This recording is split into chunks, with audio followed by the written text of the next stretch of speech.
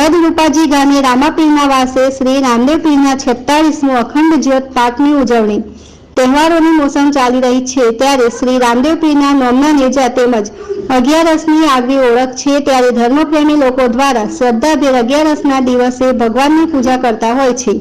ત્યારે મોયદ ગામના ભગવાન રામાપીરના ભક્ત સોલંકી મોહનભાઈ દલાભાઈ પરિવારના આંગણે આ 46મો અખંડ જ્યોત પાઠ કરવામાં આવ્યો હતો, જેમાં મોટી સંખ્યામાં ધર્મપ્રેમી લોકો ઉમટી પડ્યા હતા।